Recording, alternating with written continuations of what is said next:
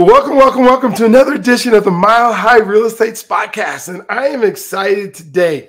Believe me, I'm excited today because it's not always that you get somebody that has an incredible educational background that has taken that and understands people. Because one of the things that when we're in this business, and as you guys know, I'm a lender, and Renee here is a real estate agent, a realtor, that understanding different types of people and what makes people excited and what makes people, not only just want to buy, but buy something that is going to not only help them financially to create generational wealth, but something that they will enjoy while they're living in it.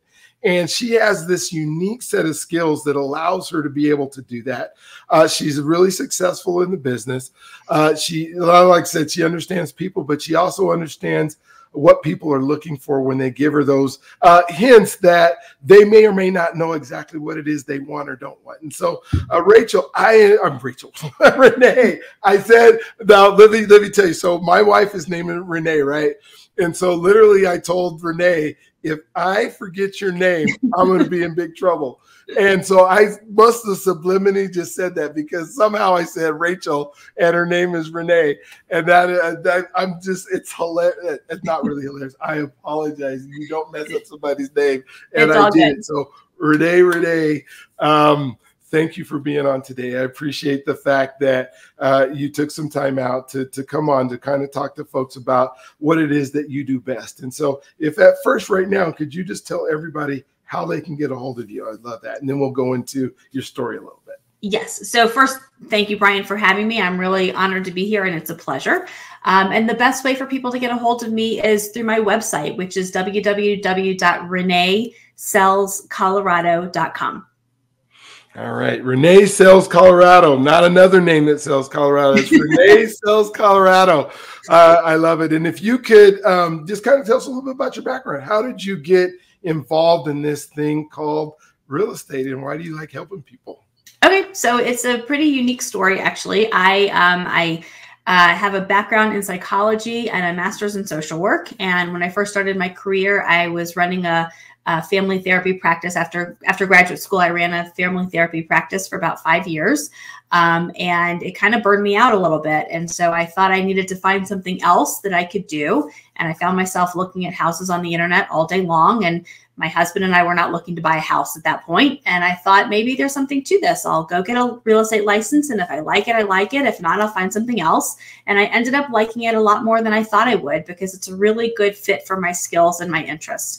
And what I love about real estate is really helping people. So I'm not necessarily in the social work world and the psychology world anymore, but I use my degree every single day because real estate's a really emotional issue, and it's helping people understand the emotions behind it, the big picture behind it, the what the risks are, what the benefits are. I love educating people and helping them make informed decisions, which is what we're doing when we help them buy and sell houses.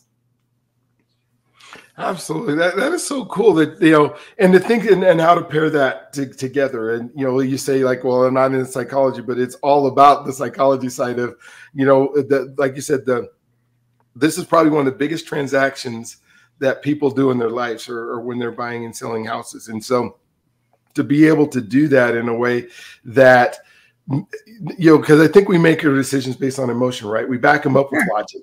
And sometimes we back them up with the logic afterwards, but being able to understand where people are coming from and be able to help them walk through some of those emotions, as a lender, and I probably have way more of the issues because I'm asking people for these incredibly intimate details about their lives before we're going to loan them the amount of money that we loan them.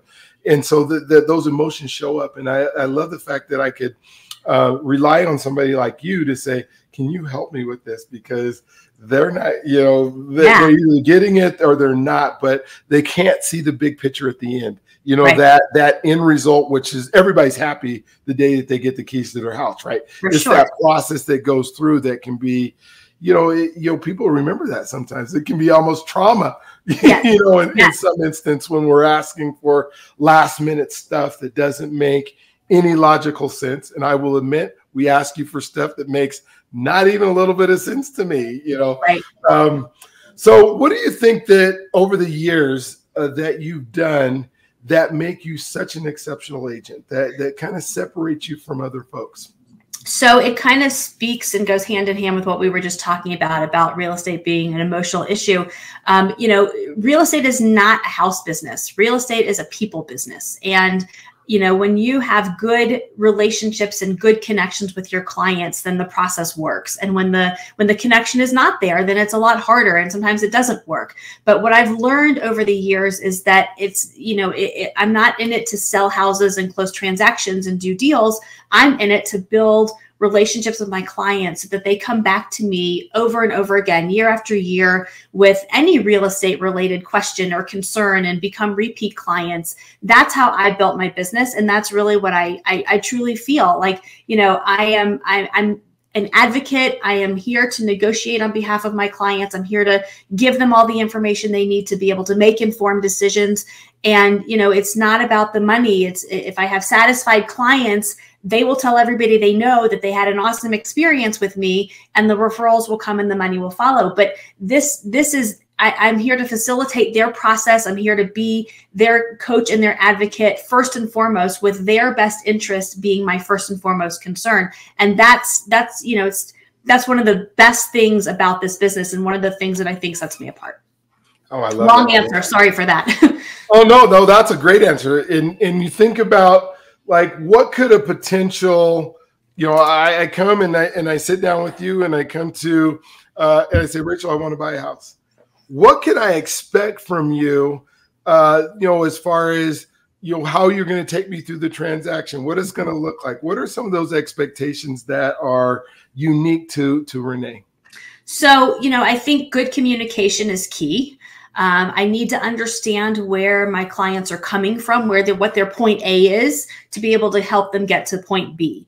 And so we do a lot of talking up front. We do a lot of talking if they're looking to buy, about what it is that they're looking for, where they want to be, what their lifestyle is like, what's important to them, you know, what kind of commute do they have? Or are they commuting from their, you know, from their bedroom to their living room, or are they commuting from the suburbs into downtown?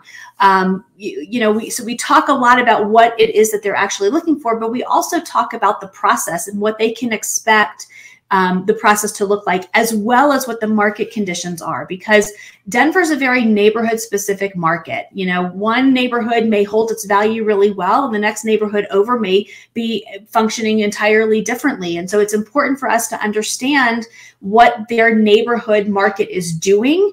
You know, what are the average days on market? What are the average sale prices doing? How long is it taking for things to close? What are the list to sale price ratios? What are sellers getting when they sell their houses? Because that helps buyers understand whether or not they can, you know, if they can negotiate a little bit. Like, if you have a house that is new to the market and then the average days on the market in the neighborhood is 2, and sellers are getting 110% of their asking price, well, then the buyers can't go in and offer 90% of what the seller is asking and expect to get it. So on both sides, whether it's sellers or whether it's buyers, I use a lot of market statistics and market information to help them put together a strategy to be able to be successful in the market.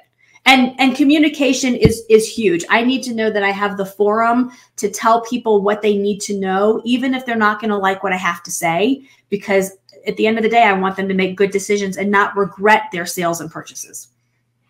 Wow, that is, I love the fact that you're that detailed and you understand the market and exactly what's happening and what's going on, because that better helps you. You brought up something that nobody else has brought up before that I want to kind of, you know, expand upon. And you talked about the commute, whether somebody's commuting, you know, and Denver can have some traffic where, you know, you could be on the freeway for a long time. It can have, you know, it wasn't like that 10 years ago, but you know, folks are living here now and we don't have an infrastructure that is, you know, works with it really well. But you also talked about people staying at home. Yeah. And is there a difference now when looking for a person who's working from home in a house, or what are some of those things that people may or may not know that, you know, that for a person, providing a person who works from home, a home that is also their home and their work is different? What are you finding in that area? So, prior to COVID, one of the big trends in building were these huge, great rooms with, no walls, and people wanted to have like everybody in the same space. And then when COVID hit and everybody was in the same space and there was no privacy and no separation, people started to want to find places that had walls and rooms and designated spaces for things to go. So we started to see home offices that can accommodate, multiple people. We started to see mud rooms that can accommodate getting rid of the clutter. Like those kind of trends came really out of COVID. I mean, some of that was happening before, but it became more pronounced once we were all stuck in our houses with nowhere to go and nothing to do. So when someone says to me, I work from home, one of the questions I ask them is, all right, how important is it for you to have a dedicated space in your house that you can then close the door and psychologically separate yourself from your workday and enter into your home, because that's where you're spending all your time? That's so cool. Just thinking about it, because the home, we love the home we're in. I work mostly from home, but I also have 13 grandkids, right? And 8 children. So at the same time, and they don't all live with us anymore, but how do I make sure that I have rooms that can accommodate both sides of that? And I think my process the next time we look for a house, or the next house that we decide to move in. My wife has an embroidery business that is in our basement, and it utilizes, she's being very successful at it, but we keep adding machines. And so, at some point, but it works, for us. But I think of going into another spot, finding somebody like you, Renee, who already has the statistics, is going to ask those questions, knows what I'm doing. That would be a big point for people to even know. I mean, and thinking about it, I don't know if I would have asked the question before, or even if I would ask it now, but subliminally. But you, by asking that question, is huge. And I love that you're doing that. Are there any parts of this, Metro Denver area that you specialize in, that you the neighborhoods even better, or what is your where do you work through? Yeah, so my office is in Cherry Creek, and I live on the southern end of town. And so most of the work that I tend to do is south of I-70. So anywhere south of I-70. However, I go where the clients are, both in terms of geography and price point. So it's more important to me to be where my clients are, where they need to be. But if it's somebody that is looking north of I-70, I would, take them on as a client on a case-by-case basis, just because of the geographic distance and the logistics of being able to be up there and work with them. But I mean, I love, there's so many neighborhoods in Denver that I think are so cool and so unique, and we've got awesome suburbs. And so really, I'm kind of all over the place. Yeah, and I love that you're willing to do that, because there's so many real estate agents that say, I'll work everywhere in the state. And then when I hear somebody say that, I go, so up in, Steamboat Springs, you're going to show some people property in Steamboat Springs. Well, when's the last time you went to Steamboat Springs? Right. And then how do you know anything about the neighborhoods, the culture, the people who are there? Correct. To be able to be an effective agent. Yeah. That is in Steamboat Springs. Like on the lending side, money's money, and I can pretty much be everywhere, and I can be licensed in 9 states, because a reverse mortgage is a reverse mortgage, right? I don't need to have the nuances of the state. But as a real estate agent, I so appreciate the fact that you're willing to say, you know what, I'll take it case by case depending on where you're at, but maybe I don't know all the streets in Arvada. Correct. But I absolutely know all the ones in Greenwood Village, or in, the Southeast Aurora, or, Littleton, or whatever it is that's out there, or even Douglas County. That makes sense that you're going to be able to help somebody even that much more. So exactly. I just want to say, I do appreciate that in a big way, because you can't be all things to all people and do it very well, right? No, you can't. And for sure, and I love having connections with other realtors in other parts of the city, other parts of the state, other parts of the country. It's very easy for me to pick up a phone and call one of those people and say, I've got a great client, can you help them? Because that's your market. And, referrals back and forth for that reason, I think, are huge. That makes so much difference, you know. And I do the same thing on the lending side. If there's a, you know, a construction loan or something like that, that is, you know, something that I don't specialize in. Yes, let's figure out how to make that work. Yeah. As detailed and as I can tell you are, and as smart as I can tell you are, what do you think? You're not going to be as smart to know like a crystal ball, but what do you think are the, you know, the trends that you're seeing, you know, as far as what's happening in our markets in this Colorado market? Our housing price is going to skyrocket. Is this a great time to buy? What are your thoughts, you know, for somebody who's either coming from out of town in, or somebody who's in is wanting to sell to move up? What's kind of your thoughts of what's happening? Sure. So, you know, I think there are a lot of factors at play. I think we've seen, you know, we had a couple of years where the market was just completely nuts, and, you know, it was kind of crazy. You know, buyers were offering crazy prices, so much money over the asking price. Sellers were expecting that to happen. They had multiple offers, upwards of 20 to choose from. I mean, that's not a stable, vital market for the long term. And then, you know, interest rates went up, and that, I think, sidelined a lot of buyers, especially, and also a lot of sellers, because there are sellers out there that wanted to move, but they didn't want to give up their low interest rates to go find something else and then pay more money for it. So I think we are poised at this point for, as interest rates have started to fall, which we've seen, and you, Brian, can speak more to that as to what they are today. But the last time I checked, they were right under 7, which is good compared to where we were. I think you're going to see a lot of buyers, especially after the first of the year, re-enter the market. And I think you're going to see a lot of sellers do the same thing. And I think as rates continue to go down, we will see more of that. So I don't think it's going to happen immediately after the first of the year, but I think by Q2, we could have a lot of players back in the market that kind of took a break when things went a little wonky. I don't think we're going to have a glut of inventory. Like right now, our inventory is larger, is more plentiful than it was before. But part of the reason that that's happening, it's not that we're getting that many more new houses on the market. It's that we're having a lot of those houses sit. So they come on, they're not priced right. They don't look good. They don't show well. They're not staged, and they tend to sit. So our inventory right now is kind of dichotomous. We have houses that do come on the market that look really good, that are priced really well, that are still getting multiple offers and selling within 7 days. And then we have the sector of that market that's coming on the market, inventory is coming on the market that's sitting for 30 days or more.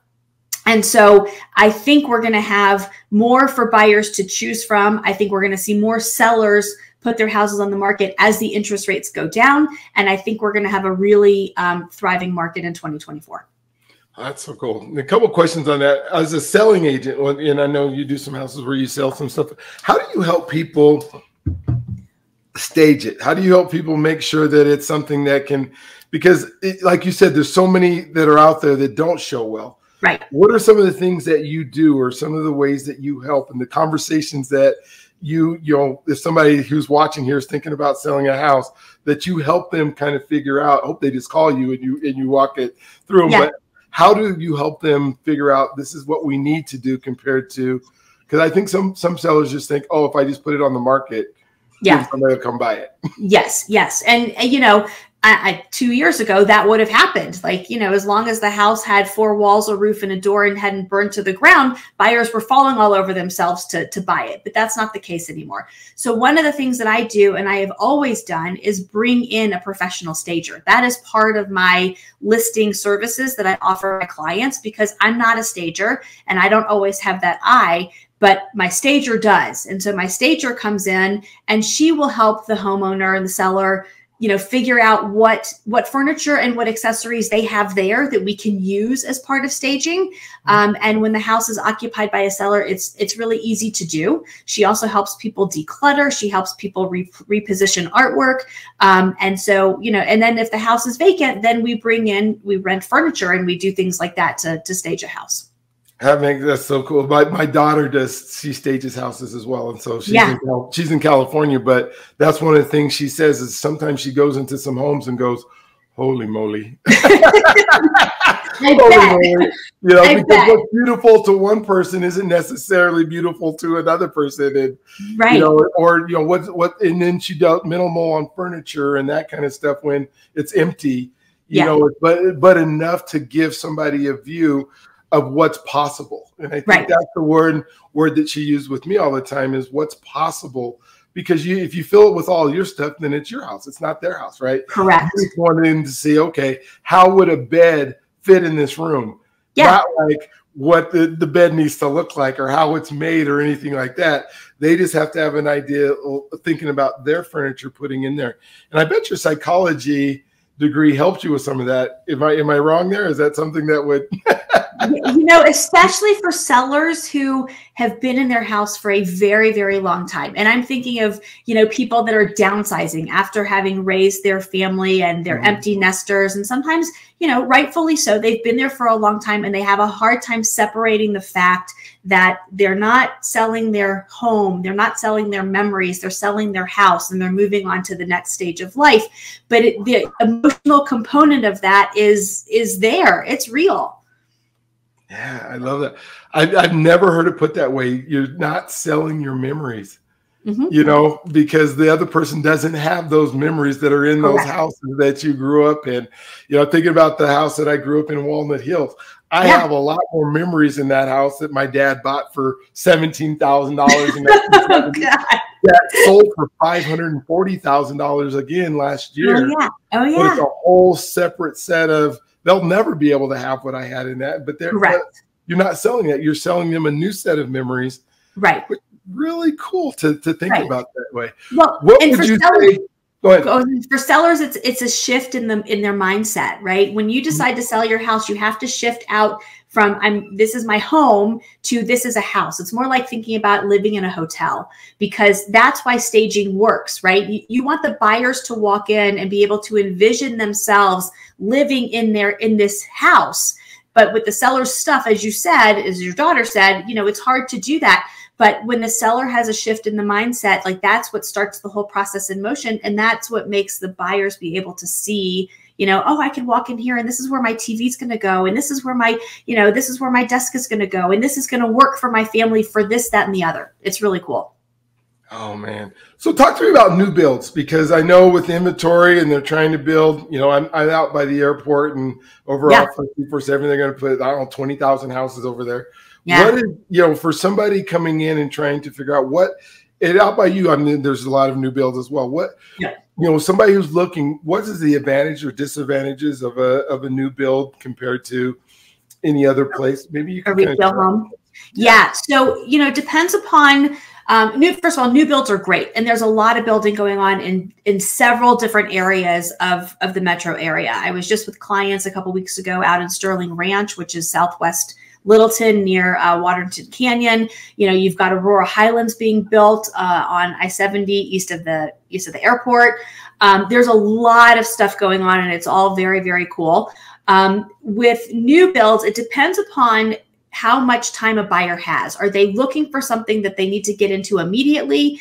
But builders may have some inventory homes that they're looking to get off their books, especially now this time of year. If builders have inventory that they have not been able to sell and they are they're done, they're ready to go, they can close.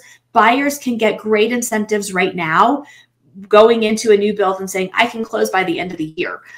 You know, builders right now are offering closing cost concessions. They're offering money off the price. You often have to work with their preferred lender, but you can get some really, really great deals at this point in the year if you're able to be flexible and close by the end of the year.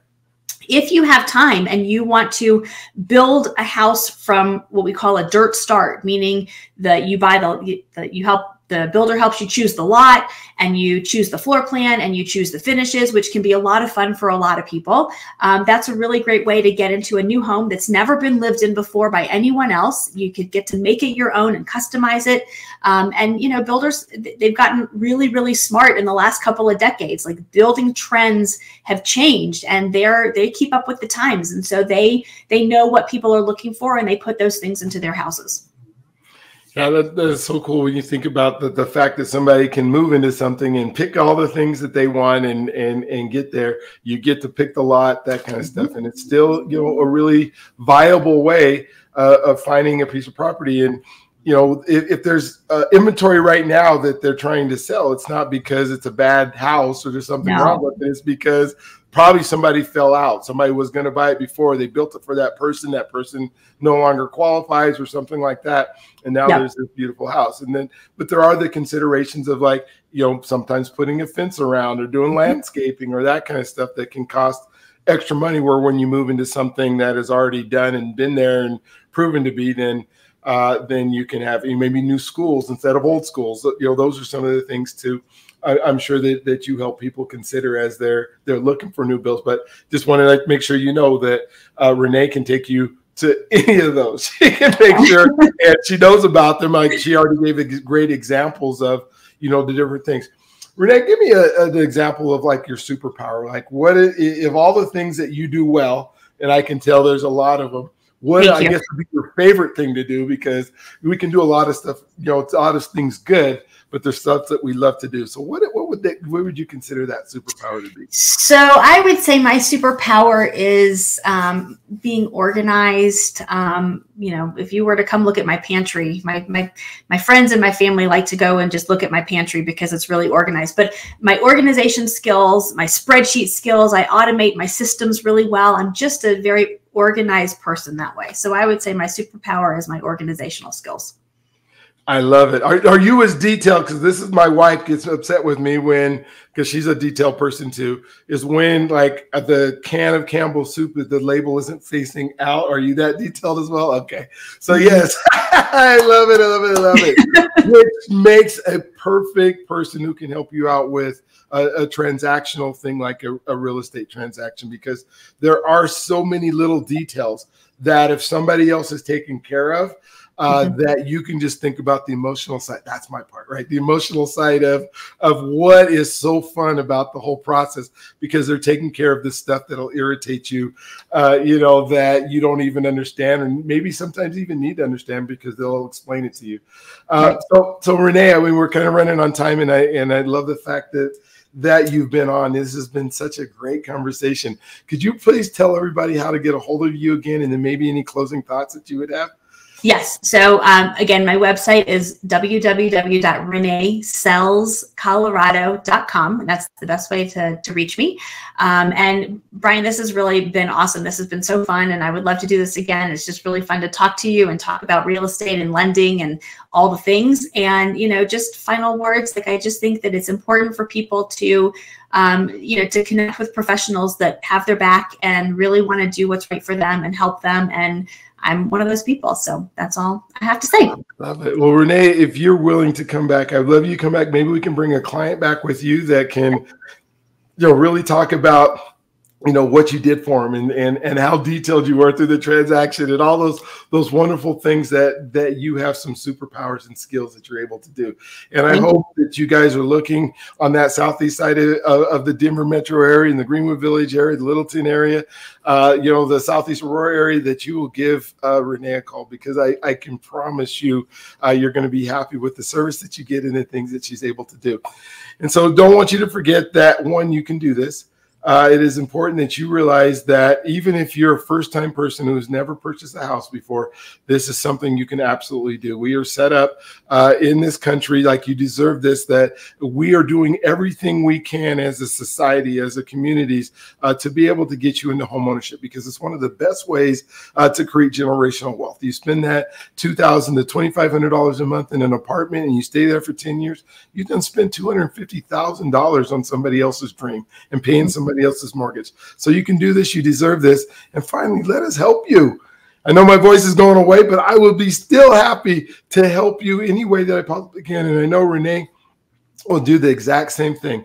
That's the kind of business that excuse me, both of us have come from social work, you know, backgrounds to be able to do that. We want to help people because we wouldn't have done that in the past before, but help you do one of the greatest investments in your life, one of the greatest things that you get to call home. So thank you again for another episode of the Mile High Real Estate Spotlight Podcast. Again, thank you, Renee, for being on, and we will look forward to seeing all of you on the next one. Talk to you soon. Sounds good. Bye.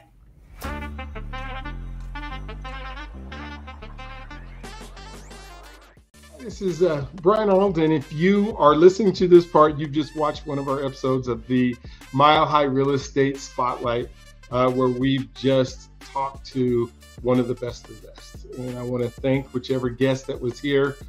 They are phenomenal. They are amazing. They are the top of the top, the best of the best that are in our industry that are here with us today. And so I encourage you to please call them, pick their brains. They work for you. They enjoy working for you. They are incredibly good at it. And so I want to make sure that you give them a call. So whoever you listen to, whichever one you saw that you were there, please do that. The other thing is everyone deserves a home. Everyone deserves a home. I say that at the end of my show. You deserve it. Let us help you do it. My goal is to make sure that we see homeownership. It just sickens me to see apartment complexes continue to go up, because I know those are people who haven't been able to make the call or figure out a plan. So let us help put that plan together for you. I have some websites that allow you to do that, and I'll put those in the bottom, but please do. I am a lender. I do work in the lending space. If you do not already have somebody who's pre-qualified you, I would love to be able to have that opportunity to earn your business and qualify you. My number is 720-682-2223. That's 720-682-2223. Give me a call anytime, and I would love to be able to help you with that. We also do living trust. And so when we think about an estate to try to avoid probate and make sure that doesn't happen. So whether it's you, if you own a home, and you should have a living trust. And I will say that everyone not just deserves it, everyone needs a living trust if they own a home. And then finally, just wanted to thank you for watching these episodes. And so please tune into more. Would love for you to see and be able to shop around. So thank you for doing that. Again, I want to make sure that you know that you can do this. You deserve this. And let us help you make it happen. You guys have an awesome, wonderful, awestruck, incredible day today.